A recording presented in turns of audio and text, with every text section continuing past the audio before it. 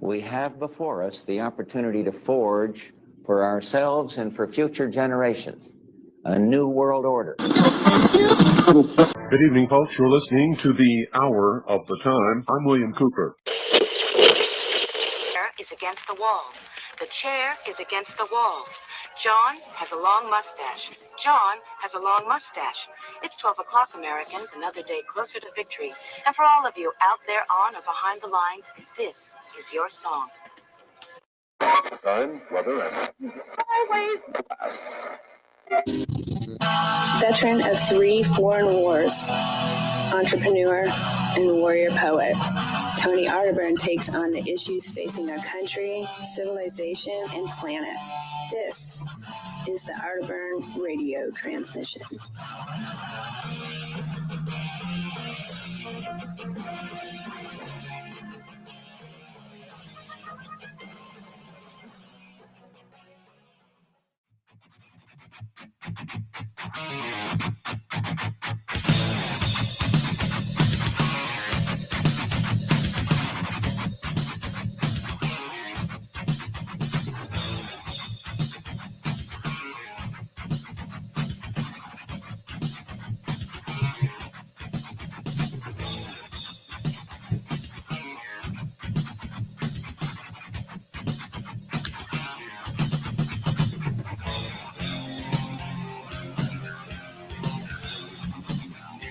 It's good to be back. Finally getting another broadcast out of the bank location in Denison, Texas. We have Wise Wolf Gold, Silver, Bitcoin. This experiment that I've put together. And so far, so good. And the studio's working just fine, it seems. No problems, no issues. Everything is 5x5. So I'm very thankful. I was looking at the headlines. Wow. It reminded me, I don't know why I just keep running this scene through my head. And maybe because of the way what I sleep to, like what I fall asleep to, I'll listen to Will Durant, The Story of Philosophy. And I think the story's in there, but supposedly on his deathbed, Alexander the Great, he was being pressured. He was only 32 years old, almost 33, but he's being pressured by his generals to tell him who takes command, who shall lead. And finally, he just said, he just leaned up and said, to the strongest. And that's the brutal nature of life in many ways. And whether you dress things up, whether you want to pretend them away, there is some brutal realities in the nature of man. And it shows, it bleeds through our headlines. You can either be a misanthrope, and I was corresponding with a good friend of mine. I don't know if I should name him. He's a great thinker. But he sent me this about being misanthropic and disliking people. And sometimes you can have a benign just amusement by it. You look at the headlines, and we'll go to Drudge. And just seems like such a waste. Trump orders nuke test. And the headline on Drudge, how he learned to love the bomb. This is the subtitle of Dr. Strangelove. And the article goes on, and I just go through antiwar.com, but we'll read a few excerpts from NBC. Let me put this up on the screen. This is very important because this is a departure from, the era of post-Cold War, and especially even during the Cold War, the détente to the 1970s, the SALT Treaty with Nixon, Strategic Arms Limitations Agreement, and even the spirit of what they call détente, which is in an understanding, if you will. And then the Reagan era with Gorbachev, and ended with Reagan in Red Square, walking shoulder to shoulder with Gorbachev, patting him on the back and praying over it. And then we've descended into this thing. By the way, Reagan called the Soviet Union an evil empire one time in the 1980s. I think it was after Brezhnev had died, And they had another premier, and he died. And Reagan said, I'd meet with the Soviet premier, but they keep dying on me. And finally, he got Gorbachev. And that was a man he could deal with. But anyway, Trump orders Pentagon to start testing nuclear weapons on an equal basis with other countries. The U.S. voluntarily halted nuclear weapons explosive testing in 1992, though it has the ability to restart tests at a site in Nevada. This is a treat. This is a real treat. This is a tweet from, or whatever, a truth. So Orwellian from the president of the United States. The United States has more nuclear weapons than any other country. This was accomplished, including a complete update and renovation of existing weapons during my first term in office. Because of the tremendous destructive power, I hated to do it, but had no choice. Russia is second and China is a distant third, but will be even in 5 years. Because of other countries' testing programs, I have instructed the Department of War to start testing our nuclear weapons on an equal basis. That process will begin immediately. Thank you for your attention to this matter. President Trump said Wednesday he had instructed the Defense Department, which is the War Department. Don't forget that, folks. It's the War Department now, to immediately start testing nuclear weapons on an equal basis. The last confirmed nuclear test by the United States was in 1992 when President George H.W. Bush announced a moratorium on underground nuclear testing.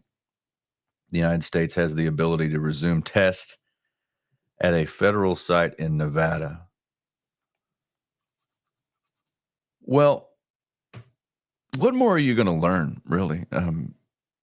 My grandfather, Nick Davis, was part of the hydrogen bomb experiments in the 1950s, early 1950s, and he lost his life because of it. He was a young Marine. I mean, that's eventually, he lived 70 and almost 70 years old.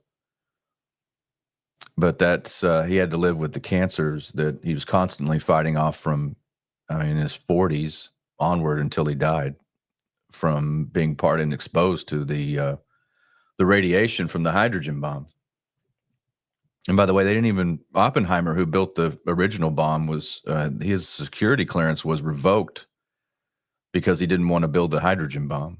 He thought, why would you do that when you have it's like 1,000 times more, some insane number, because it's a different process. Hydrogen bomb is fusion, where the original bomb is fission, splitting the atom. And this is like the collision where you make it just so much more explosive. And why? You can already end all life on Earth. What do you want to do it in a more effective way? I don't know. China's last known testing of a nuclear weapon was in 1996, and Russia's recent weapons testing did not detonate a nuclear weapon, just the delivery technology. Well, if you don't know and you're just, showing up to the headlines and you've not read history and you don't know what happened before you, which is always an interesting comment that I get from people like, well, you weren't around then. I wasn't around during the American Revolution. I wasn't around during the Civil War. I wasn't around during, the Texas independence movement. I wasn't around for the Kennedy assassination or anything, but I know about these things because of scholarship and history and what it's your duty to understand what happened before you. But that's a true statement. A lot of people walk around if they weren't there or didn't pick up the news at that time. It just never happened, and that's what, insanity is the loss of memory. That's why if you want to destroy people, you sever their roots first. So said Solzhenitsyn. But it's interesting because if you go back, the fight for the Cold War victory, it carried with it a lot of missteps and then also pullbacks. Like, you look at one of the things that Kennedy pushed for was the upper atmospheric test ban, because they were testing nuclear weapons like crazy in the 1950s going into the early 1960s. And one of the things he was able to do after the Cuban Missile Crisis was to get an upper atmospheric testing ban with Khrushchev. So a lot of these tensions were lessened. When you start detonating, they start detonating. And if there's a pullback, then there generally is a. You just read the last time China detonated one was 96, and then Russia they just did the delivery device. But we're talking about resuming. By the way, why? Again, what are you going to learn that we don't already know? Do you know that besides Operation Northwoods, one of the things that these are how psychotic some of these people are. In the Defense Department or the apparatus or it always reminds me of Linus, with his security blanket, with the national security blanket, and you get it's under national security. But they wanted to detonate in the 1950s. The Joint Chiefs of Staff pitched an idea to detonate a nuclear weapon on the moon to show dominance. So you have no regard for human life or this planet, or the fact that detonating nuclear weapons is not great for like a beautiful state like Nevada. Like, why would you be doing it? Let things be. We already know we can blow stuff up. What is this doing? This is ratcheting up tensions. There's a thing called the defense condition, DEFCON. And whenever you screw with stuff like this, you raise DEFCONs, whether you're talking about other countries or not. But we're signaling, because everything is language, we're signaling that we're in an aggressive posture. Regardless of what, some people that read this, like, well, he's just super strong. He got his nuclear weapons. We have the best nukes. And I don't know that that's true that we have the most. I thought it was the Soviet Union had a massive stockpile. I thought they had more than us, but I could be wrong. It might have been dismantled. Ask about Trump's announcement. Kremlin spokesperson Dmitry Peskov noted the moratorium on nuclear testing and told reporters, until now, we were not aware that anyone was testing anything.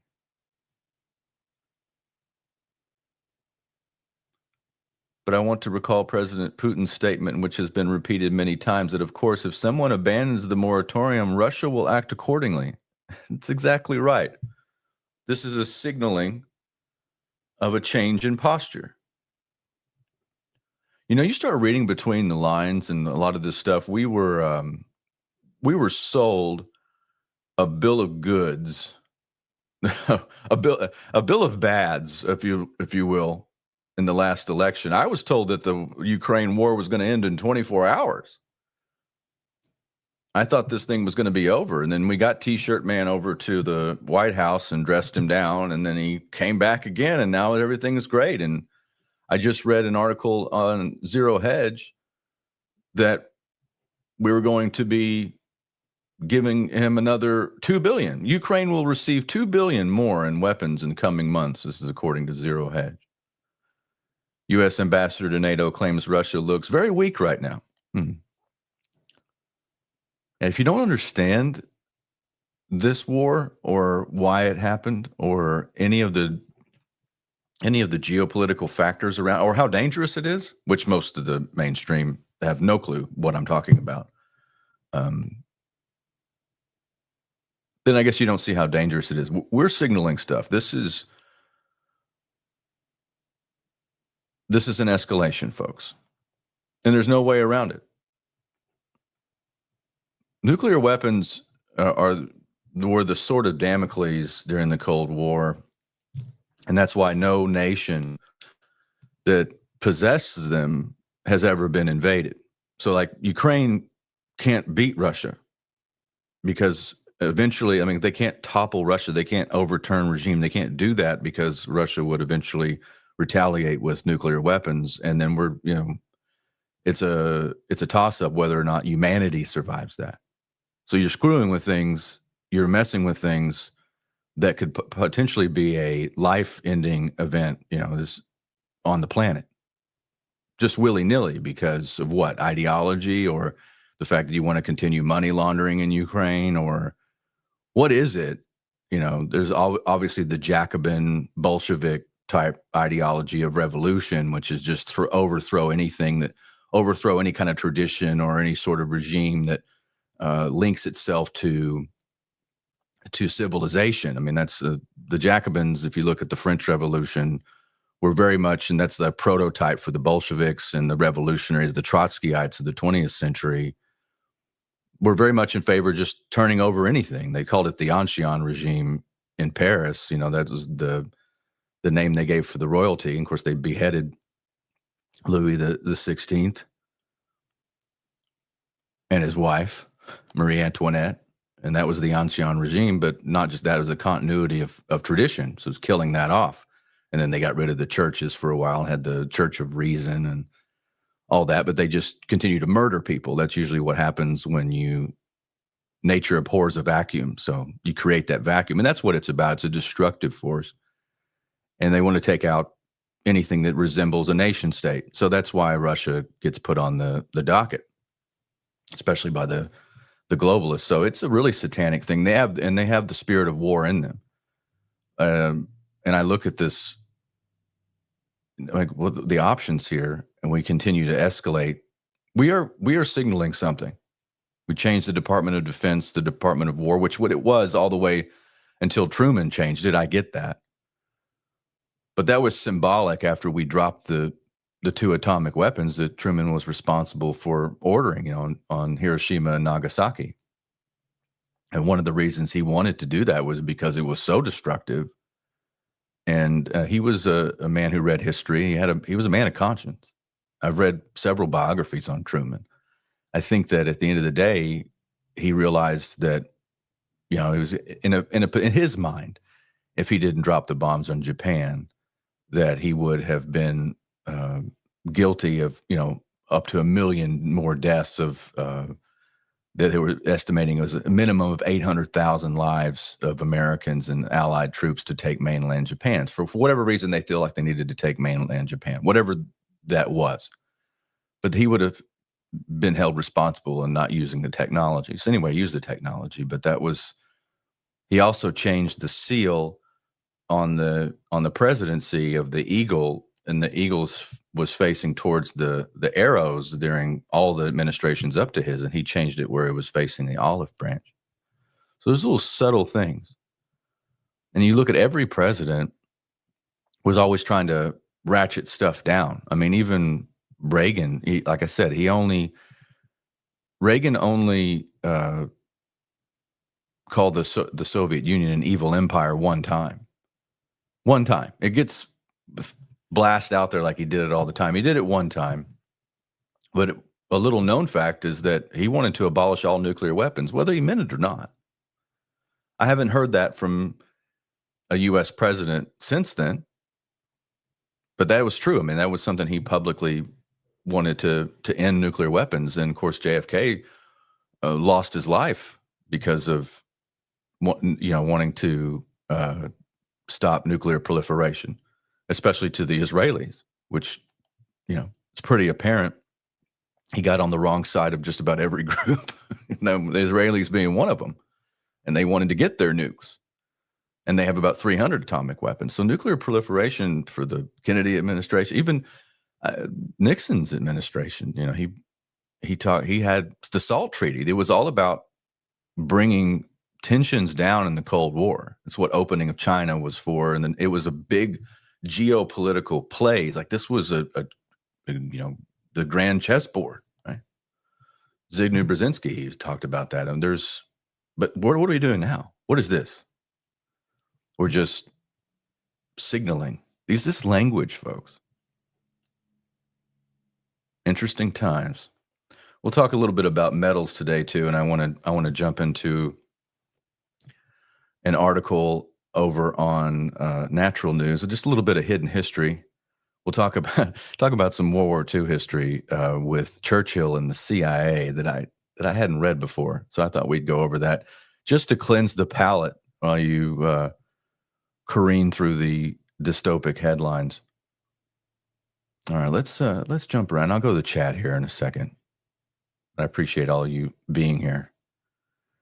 All right, let's go to some news on gold. Yeah, gold's been all over the place, up to $4,300 an ounce since I talked to you last, and then down under 4,000. I think we broke 4,000 this morning though, after I was on with David Knight. It's just looking for price discovery, folks. And the Federal Reserve, Jerome Powell, they cut the interest rates by 25 basis points, and not really sure if they're going to do it again in December. They will, though. Okay, they will. And eventually, Jerome Powell will be gone, and then this is going to happen, and then all bets are off. You're going to talk about some money printer go burr. So this is all price discovery, and you could have these swings, $200-$300 at a time. Matter of fact, I bought some gold over the weekend and about 7 ounces, but I just locked it in, and I don't think I didn't lose any money, but I didn't make any money because gold dropped, by a couple $100 going into the early AM of Monday. So, that's what happens when you're a gold and silver dealer. When you're a broker, you ride the market. All right, let me put this up on the screen. This is a little article over on Kitco, and we'll talk a little bit about Bitcoin today too. See how many articles I can get through. This is Kitco. Gold's not done. LBMA survey forecast price near 5,000 in 12 months. After significantly underestimating the gold's potential for the last 2 years, market players are playing catch-up with expectations that gold will test resistance just below 5,000 an ounce by this time next year, according to sentiment at the 2025 London Bullion Market Association, the LBMA conference. In a survey conducted during the conference, delegates said they expect gold prices to rise $4,980 an ounce. The LBMA forecast reflects a 25% gain from the current price. The bullish outlook comes as gold has dropped sharply below 4,000 after a wave of selling hit the market record highs above $43.60 an ounce. Last year, delegates expected gold prices to be around $2,941 an ounce. However, prices are more than 1/3 higher than last year's prediction. Gold is seeing its best annual gain since 1979, with prices up more than 50% this year. Well, it's interesting. I talked to David Knight about that this morning. And, 79 was a significant year for both gold and silver, and, gold at 800 or so. And, the next, I think, January of 80 is when you hit 52 plus for an ounce for silver. And it's really interesting because the debt of the U.S. was $1 trillion. And you could see, especially the people like the Hunt family that were pushing physical silver and exposing the weakness in the dollar. And they, quietly smashed the Hunt family for their trouble for doing that. So they were sent packing. And then metals were deflated after that because the interest rates were raised to the teens by Paul Volcker, who's head of the Fed. I've talked about this history before, but they papered over everything for a long time. And I just don't think they can do it anymore. I think that's what's being exposed. In 2021, in February of 21, there was the Wall Street Bets crowd and the Reddit raiders. And I remember they had everybody go buy physical silver out of the shops. And my shop, they bought everything. And I was hardly, you were 6 weeks out from getting, even just sovereign regular 1 ounce coins. The next day, the price of silver went down because Wall Street sold off 1.5 times the annual supply in one day of paper and plunged that market. I think with the adoption of nation states like Russia with the strategic reserve asset of silver, China's a buyer right now for weaponry, for electronics, and they're stockpiling. India's doing the same thing. That's those papering over, those times of that happening is past us. And so I think this is all about price discovery now. According to the survey, 40% of participants expect gold to be the top performing asset in the precious metals sector through 2026. Last year, delegates expected silver to lead the market, but few anticipated platinum's robust performance since the summer.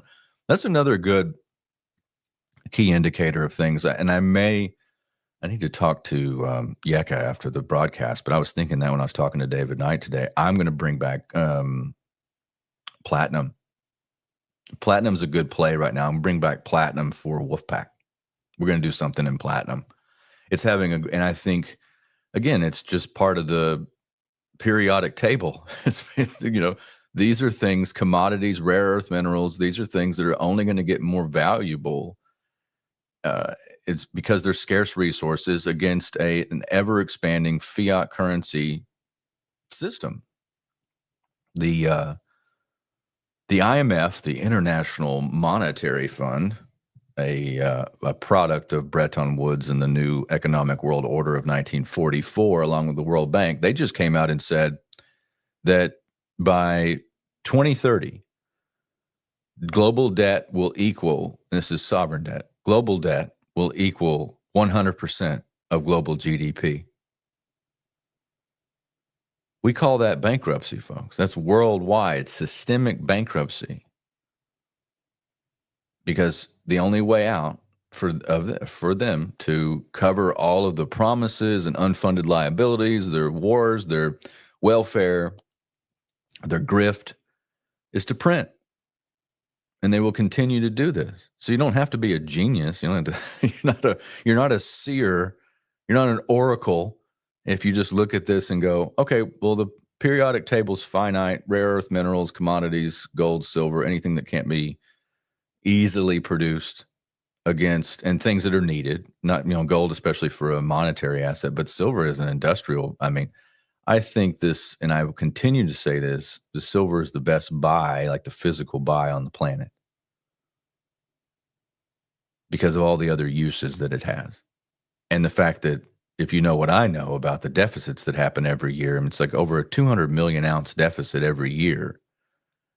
And the miners aren't pulling it. Now they're finally getting to where they can be profitable pulling it out of the ground, but that takes years. So you're still going to be left with all these deficits before you can even pull it out of the ground.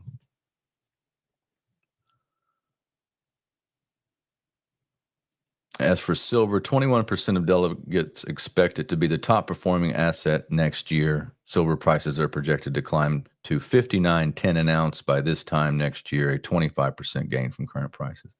Well, I agree with that. I think they're probably a little conservative. I think once we broke the $50 mark, it's like this psychological threshold, and I thought that was a good marker. We're going to be going into some really interesting territory with silver. And again, the dollar just continues to lose purchasing power. It's pretty much as simple as that. All right, I'm going to keep burning through the financial headlines, and we're going to go to the chat. Let me put this off the screen. I'm still getting used. I've got my double screens again. Thank God. I got double screens again. I'm still learning this whole setup and what I'm facing. It's interesting, as I was at the house, over in here in Denison, and this has been totally. I got a much bigger desk. I'm very, very happy with it. I'm still getting used to it. All right. Let's pull up this art. I want to talk to you a bit about Bitcoin too.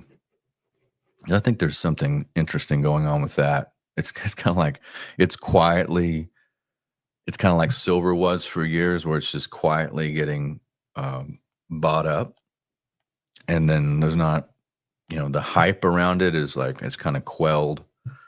I think it's interesting. Let's put this up on the screen. This is Bitcoin Magazine. But I thought it was interesting for what they attributed this to. Bitcoin price craters to 107,000 as Fed turns cautious. Traders react to the Trump-Xi meeting. Despite some positive news coming out of South Korea, Bitcoin price continued to bleed down to 107,000. Bitcoin price tumbled sharply Thursday morning, falling to a low of 107,000 as traders digested cautious remarks from Federal Reserve Chair Jerome Powell and mixed signals from the latest Trump-Xi meeting.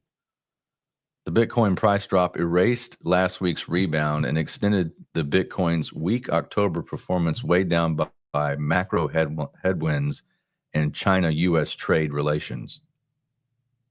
The world's largest cryptocurrency was down to 107,472 by early Thursday, according to Bitcoin Magazine Pro data. The move followed the Fed's 25 basis point rate cut on Wednesday, its second of 2025, bringing the target range to 3.75% to 4%. While the rate cut was widely anticipated, Powell's message was clear. Further easing this year is far from guaranteed. There were strongly differing views among policymakers, Powell said during the post-meeting press conference, adding that the Fed might wait a cycle before considering another reduction. That's interesting. So a lot of this is based off of, Powell's remarks and whether they're going to cut again in December. The same thing happened to gold. Like gold pulled back a bit based off the fact that they may not cut, which again, they're going to. Okay. So like this is all short-term stuff, which I think is interesting because if you look at the metrics, like Bitcoin continues to have so much more adoption and there's more and more people buying it, more entities buying it. Bitcoin, which traded near 116,000 early this week, sank as Powell spoke, briefly touching 109,000 in a sharp sell-off before stabling near 111,000 overnight. The Fed's tone also overshadowed what appeared to be a positive outcome from the Trump-Xi summit. Following the meeting, President Trump said China would immediately resume soybean purchases, and all rare earth issues have been resolved. Yeah, Powell did confirm the Fed's nearing the end of quantitative tightening QT program, a move that could eventually boost liquidity and risk assets. Well, this is all short-term thinking stuff. And, I was mentioning on the David Knight show today that, Bitcoin hit 100,000 in December of last year. It was December 4th. And I remember because I went on I flew out to Los Angeles and went on the Tinfoil Hat show on the podcast with Sam Tripoli. So before I went live, we started recording, it just hit 100,000 and, it hit all-time high again this last month. But I wanted to bring it to your attention because a lot of these, we're still in an age when, the Fed can move markets and rate cuts and the anticipation of rate cuts or whatever. And there's sell-offs and there's seems like there's less volatility, but this is all volatility. And in these instances, I wouldn't be surprised if you could continue to see more and more of the Bitcoin supply getting bought up because market caps of gold, silver, and Bitcoin are nothing. Yeah, I mentioned earlier what global debt to GDP is going to be 100% in 2030, according to the IMF. You have close to 500 trillion in so-called assets around the world, and Bitcoin's market cap is over 2 trillion. Gold's market cap's 20 trillion. Silver's market cap's about 2 trillion. So out of hundreds of trillions, it's something to be aware of. And I don't think even the price of gold right now is reflecting the uncertainty. The markets hate uncertainty, but it's something for you to pay attention to that I don't even think that we're even near, because it has been papered over. We have not found true price discovery yet. And I think the same is true for Bitcoin. So something to pay attention to. All right, that's your parapolitics and precious metals overview. We'll jump into some other articles and look at some hidden history here. As we, I have at least one more article I want to get to that's before we get to the Churchill bit. Let me go to the chat and make sure I'm put this on the screen.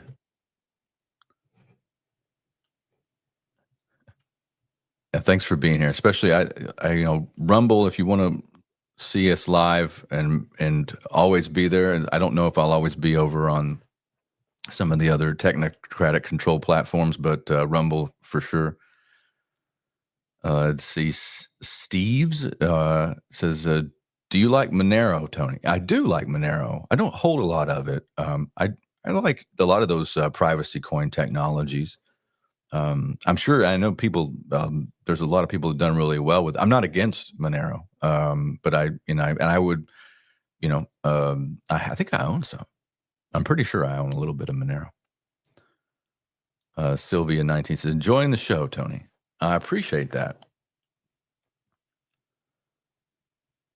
I'm just going back through the chat. Thanks everybody for being here.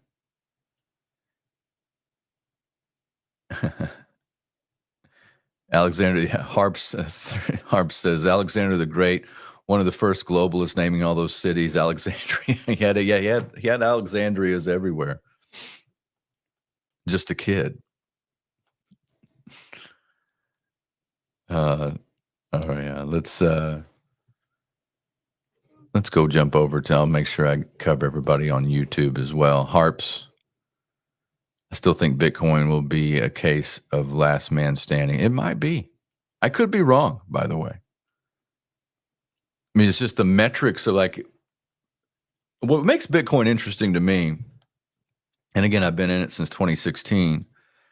I mean, obviously, you guys know. I mean, I'm a gold and silver guy, and that's what I do. And I like metals, and I like history and coins. But it's I have an eye to the future. I don't want to be like Peter Schiff. He just writes it off like it's not. It hasn't done this amazing thing so far. In 13 years of whatever of adoption. But I just look at the metrics. I mean, there's talk about a scarce asset. There's more millionaires on Earth than people that own at least $1,200 in Bitcoin. And of all the people on the planet, which it was close to it's over 7 billion now, supposedly. How many people own at least one Bitcoin? And it's only 800 and some odd thousand. Like the metrics are like the scarcity of the asset is insane because you're just talking about, and instead of trillions, you're talking about 21 million. And then how many are lost? About 4 million, 5 million. So you got 16 million that could ever be. So it's the numbers and the continuity of the blockchain that always fascinated me. But I think it's just something that goes along with gold and silver. To me, they flow together. And, I'm not telling you go out and run out and buy it. I'm not telling you go out and run out and buy anything. I had a customer come in yesterday. Well, actually, it wasn't a customer. It was somebody my mother knew. And their 80-year-old father and her mother had got into one of these. They called one of these 1-800 numbers, off Fox News, and put about $500,000 in, and they were trying to cash out. And there's, they should have $1 million because they bought it in 2020 and, prices have doubled. But that's not what happened. And I started looking at the invoices and looking at looking at their stuff. And I said, oh, I see what happened. I see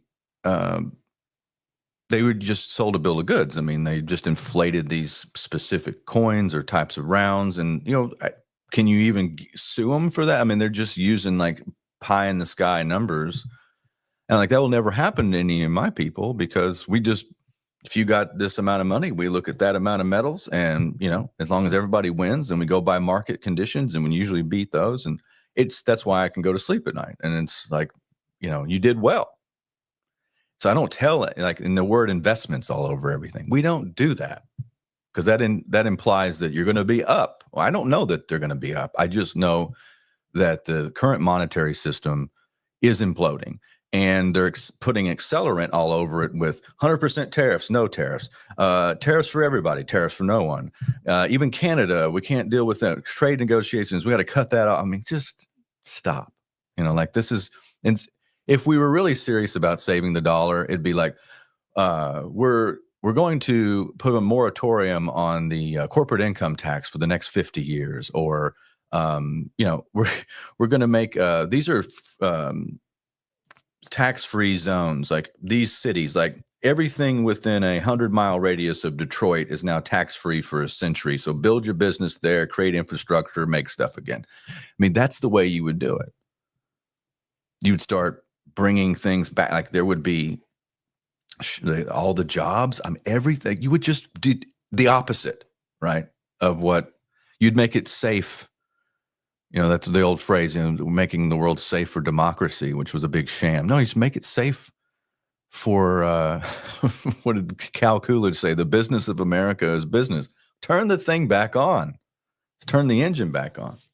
But that's how you know it's a grift, is because we're not doing any of those things. We're, you know, and you got people celebrating. Well, I like those tariffs. We got revenue. Look, I ran on that when I ran for, I ran on tariffs, which was crazy in 2014, 2013. People thought I was nuts. As a matter of all the conservative talk radio hosts in my radio station were like, that's lib stuff. I remember them telling that to my face. They're like, that's very liberal. You know, you're like a lefty. I'm like, no, I'm a traditionalist. And you just don't understand how history works. I mean, that's my reading of history. But that's not what we're doing here. There's no rhyme. It's just weaponization of the dollar by other means. So that's a long way back to saying, I don't know what the price is going to be. And it's always sad, you know, I'm proud of what Wise Wolf does, and we have a great team, and I'm definitely not running around overselling garbage. So yeah, just know that I'm bringing things to your attention. You decide. Don't listen to anything I say. You do your own research. We're not building a cult here. I don't want a following. Don't even follow me. You're my support group, not my cult. All right, let's go. Let me do this one first. So I'm sure you guys heard this, but this made me think of something. Maybe it's a good book recommendation for you too. Let's look at this. This is about right. Hey, we're gonna start testing nuclear weapons again for whatever apparent reason.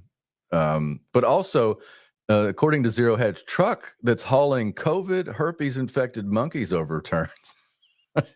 An aggressive monkey affected with COVID-19 and other diseases was on the loose in Jasper County, Mississippi on Tuesday after a semi-truck carrying 21 primates overturned while transporting them from Tulane University to an out-of-state testing facility. I think I know where they're going, though.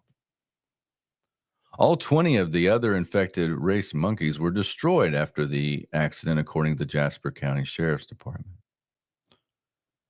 We're continuing to look for the one monkey that is still on the loose, the Sheriff's Department reported on Facebook. We have been in contact with the animal disposal company to help handle this situation. The animal disposal company. The monkeys weighed about 40 pounds each. They also carried hepatitis C, herpes, and COVID, but are not infectious, according to authorities. Well, how sad for those monkeys, and I mean that. I don't like animal testing.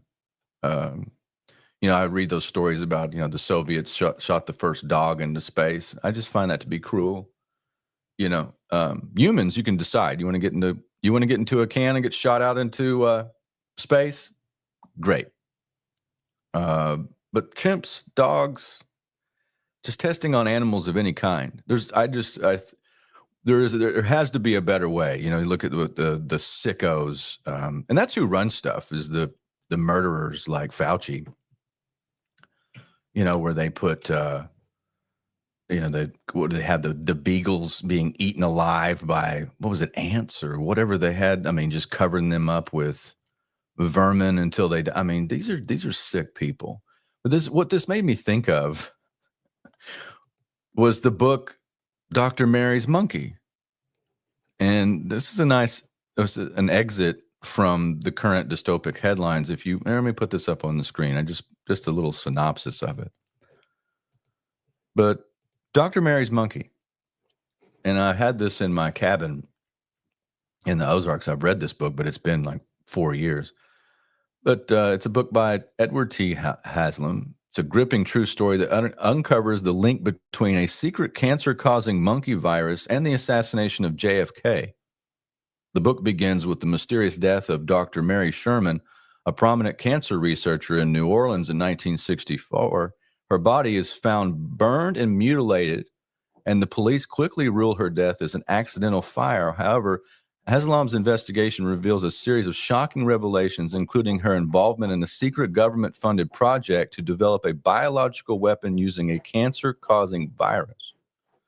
The book also connects Dr. Sherman to Lee Harvey Oswald, the man accused of assassinating JFK, and suggests that the contaminated polio vaccine trials in New Orleans were linked to the surge in soft tissue cancer. Haslam's work challenges the historical accounts of the JFK assassination and the spread of cancer-causing viruses. Well, not only that, you know, her neighbor was in New Orleans, David Ferry. It's an interesting book, and I forget these things. You know, we forget our history when we're covering so many headlines. So stop and take. I need to do that more because we're covering so much and the pace is moving so fast. We literally are moving at a stupid rate because it's getting so dumb, and we're making all the wrong moves. That's how you know that James Forrestal was right before he got pushed out of a window at Bethesda Naval Hospital. He was the first Secretary of Defense. I wonder if he would be dismayed that we redid it and named it the Department of War. But he said that to McCarthy. You know, if they were simply stupid, every once in a while they'd err in our favor, but they never do. That's how you know it's a plan. All right, last article of the day. Hope you guys are having fun. Last article of the day. Let's get into some hidden history. This is interesting. This is natural news. It explains so much too, because you always get into where the people always invoke Churchill. He's like a deity, like a cult, almost like they do Reagan, but nothing like Churchill. The neocons and all the war, Churchill would never back down. You know, would he be at war for 30 years? He'd be. That's such an insane, idiotic proposal. CIA's secret plot: how they tried to turn Winston Churchill into a Cold War propaganda weapon. This is by Willow Towie over on Natural News. Newly declassified documents reveal a 1958 CIA plan to recruit Winston Churchill for propaganda broadcast on Radio Liberty. The operation aimed to exploit ideological divisions within the Soviet Union to stimulate heretical thinking and undermine Marxism. Churchill, a retired but iconic anti-communist, was one of the many prominent Western figures targeted for his credibility. There is no evidence Churchill participated, and he declined to a related invitation to Washington for health reasons. The revelation highlights the CIA's extensive covert use of media and influential figures during the Cold War. Well, it's interesting. Why didn't they stick to their original charter and continue to do what happened with the CIA that they just went so rogue? Was it Roswell? I mean, because they're born out of the same year. I mean, it's 1947. You get the birth of the national security state, and that's when you get right after that you get national security document NSC 68, which was basically the codifying of what came in 1947, which is the CIA, the NSA, the Air Force, and many other institutions that were born out of 1947, basically the national security state. What was it that they started? Then they get into, MK Ultra and mind control, and we'll have to cover a lot of what happened with the 1960s and Tom O'Neill's book Chaos, Operation Chaos, and having Jolly and West, and the psychiatrist at the Haight Ashbury Clinic in the Summer of Love when Charles Manson came in. I mean, there's a reason why all that. You have the 1960s and the psychedelics and Timothy Leary and Gloria Steinem all on the CIA payroll. When did they depart this mission and then go into such weird corners of human behavior? It says, in the shadowy theater of the Cold War, the Central Intelligence Agency sought to weaponize the world's most respected voices against the Soviet Union. Recently declassified documents revealed that in 1958, the agency attempted to recruit one of the West's most iconic leaders, Sir Winston Churchill, to serve as a clandestine propagandist. The plan, orchestrated through the CIA-backed Radio Liberty, aimed to leverage Churchill's formidable reputation to sow dissent and ideological confusion within the USSR, targeting a population largely isolated from Western thought. The proposal to enlist Churchill was part of a broader, sophisticated propaganda apparatus, Radio Liberty, alongside its sister radio station, Radio Free Europe. I think this is where Tucker Carlson's dad, this is where he gets in because of the broadcasting and the radio, if you recall. I'll have to look that up, but I'm pretty sure it was Radio Free America.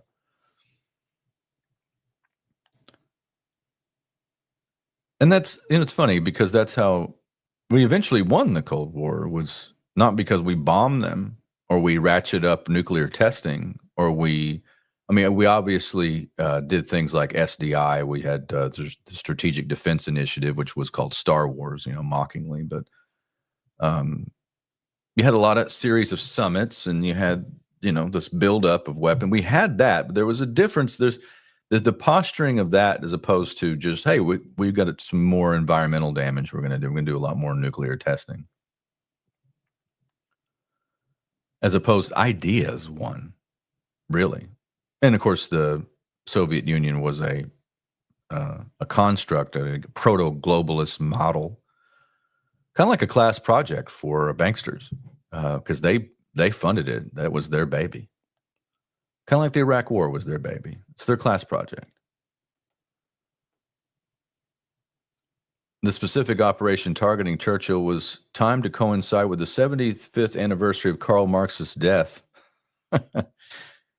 CIA analysts had identified a wave of revisionism and unorthodox political thinking within the Soviet Union's intellectual class. The agency saw an opportunity to exploit these with emerging fractures. According to a declassified CIA briefing note, the programming was designed with three explicit objectives: to stimulate heretical thinking by showing Marxism was not a monolithic dogma, to undermine confidence in Marxism core assumptions, and to show that the future did not belong to communism.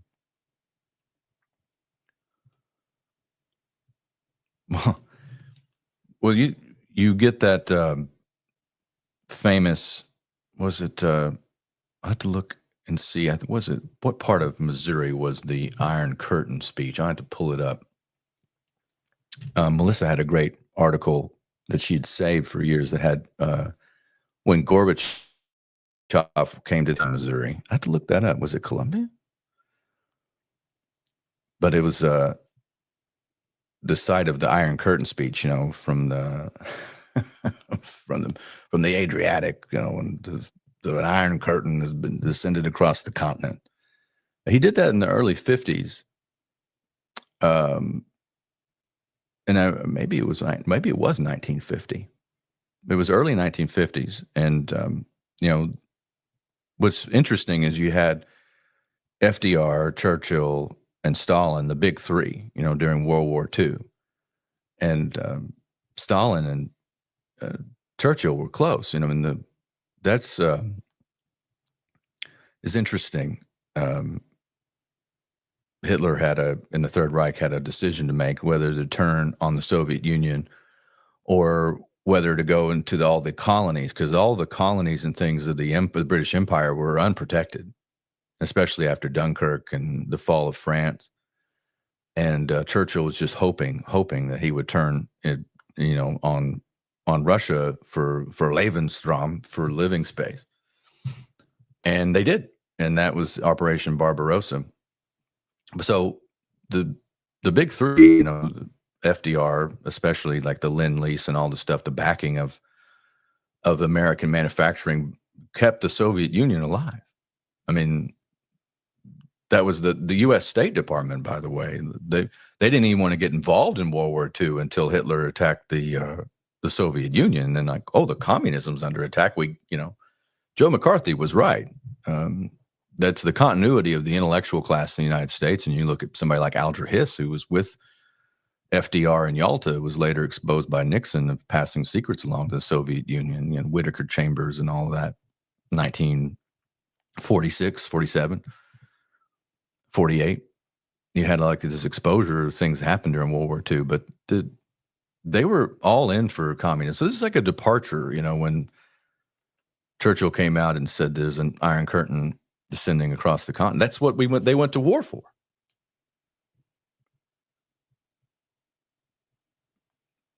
England declared war on the Soviet Union on right after September 1st, 1939, because on Nazi Germany after September 1939, because it's not the other way around. That's what people forget. It was right after the invasion of Poland, and we went to war for Poland because the Third Reich invaded Poland. And then 50 million people plus perished, and like the world got turned upside down, and we dropping atomic weapons and just mass murder on a scale never seen before. And then we give Poland to Stalin. So that's what people call the good war.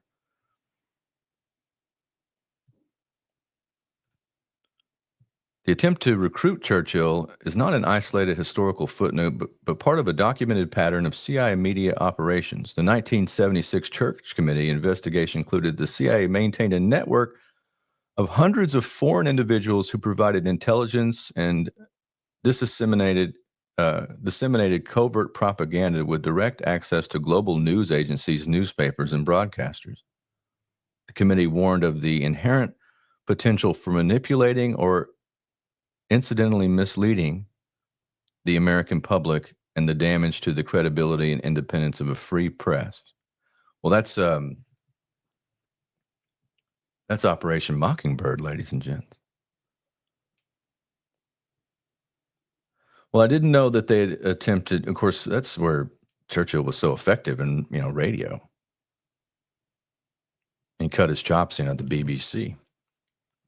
A very, very effective communicator.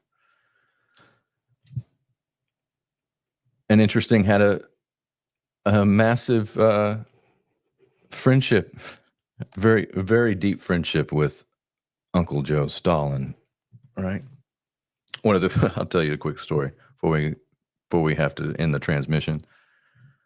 I don't know if I've said it before on air. It's a funny story about, I think they were at Potsdam, and it's Truman, Churchill, and Stalin, and carving up the post-World War II Europe and going over all the intricacies, the machinations, everything, and they stayed up late just drinking. Churchill was a big drinker too, and they just stayed up just getting into some vodka with Stalin. And the next day, Churchill wakes up and cannot remember what he said. Like, what did he give away? What did he do? Oh, this is a bad thing. So he writes a letter and has it hand delivered to Stalin. So, Premier Stalin, I interesting conversations last night. I'd love to go over your notes and recap what we talked about. And Stalin sent back a note. I said, "It's okay, Winston. I was drunk too, and the translator's been shot." All right. Gold and silver prices real quick. The price of the yellow metal, $4,000 per troy ounce, 4,000 Luciferian bankster notes and 61 cents. Make a troy ounce of the yellow metal. The silver, $48.82 per ounce on this 30th of October, 2025, $48.82 for the white metal. Bitcoin, 108,032, according to this latest scan. Let's see if it's gone up. No, we're still there. Appreciate each and every one of you. We'll be back next week. I've got some announcements soon on Paratruther. Be sure and follow us on all those channels, Paratruther. And if you are in need of precious metals, wolfpack.gold or wisewolf.gold or anywhere Wise Wolf is found. All the hundreds of websites that we apparently have, you can go there and contact us through there. But we appreciate each and every one. You'll be back next week. From Beans the Brave and everybody here, the crew across Wise Wolf, you guys take care of each other.